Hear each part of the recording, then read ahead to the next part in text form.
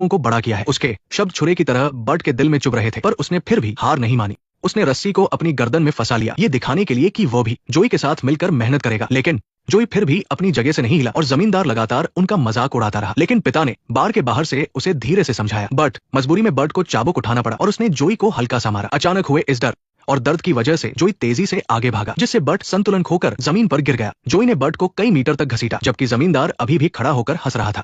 आसपास के पड़ोसी भी ये तमाशा देखने आ गए। उनकी आंखों में उत्सुकता के साथ साथ मजाक भी था। माँ अपने बेटे को इस तरह अपमानित होते नहीं देख सकी, इसलिए चुपचाप कमरे में चली गई और अपनी घबराहट को छिपाने के लिए स्वेटर बुनने लगी। वो बेटे के लिए दुखी भी थी और हार के परिणामों से डरी हुई भी थी। लेकिन बर्ट इतनी आसानी से हार मानने वाला नहीं था। वो जमीन से उठा और ये साबित करना चाहा कि वो जोई को खेत जोतना सिखा सकता है। लेकिन जोई बस अपनी ही जगह पर गोल गोल घूमता रहा और हल कभी भी जमीन में नहीं घुस पाया। बाढ़ के बाहर कुछ लोग मजाक उड़ा रहे थे तो कुछ मन ही मन तुम्हारा साथ दे रहे थे। तुम्हें पता है, हमें यकीन है कि हम ये कर सकते हैं। जब मैंने तुम्हें पहली बार देखा था तभी मैं समझ गया था कि तुम हमारे लिए सबसे अच्छे हो, इसीलिए मैंने तुम्हें यहाँ लाया था। उसे तुम्हारी सारी हिम्मत का पता है। तुम्हारे पास कभी कोई मौका नहीं था। मेरे पास कोई मौका नहीं है मेरे भाई। ठीक उसी वक्त अचानक जोरों की बारिश होने लगी। तमाशा देखने वाले लोग जाने लगे। जमींदार ने उन्हें अपना सामान समेटने के लिए एक दिन का समय दिया और कहा कि वो परसों घर खाली करवा लेगा। बर्ट को कीचड़ में जूझता देख माँ घबराई हुई और बेबस होकर बार के पास भाग कर आई। आज चाहे सफलता मिले या नहीं, बर्ट अब बड़ा हो गया था। उसने अपने कंधों पर इस परिवार का बोझ उठा लिया था। लेकिन इस भारी बारिश ने बर्ट को एक नई उम्मीद दी। बारिश के पानी ने मिट्टी को भिगोकर उसे धीरे धीरे नरम कर दिया था और ये बंजर जमीन जोतने का एक शानदार मौका था। जोई ने उनकी मौजूदा मुश्किलों को बयां कर दिया। ऐसा लगा जैसे उसे अपने मालिक की उम्मीदों और अपने कंधों पर रखी उस भारी जिम्मेदारी का एहसास हो गया था। उसने अपना सिर हल्का सा उठाया। उसकी आंखों में एक दृढ़ निश्चय था। बर्ट की एक जोरदार आवाज के साथ हल्का फाल उम्मीद के बीज की तरह उस उपजाऊ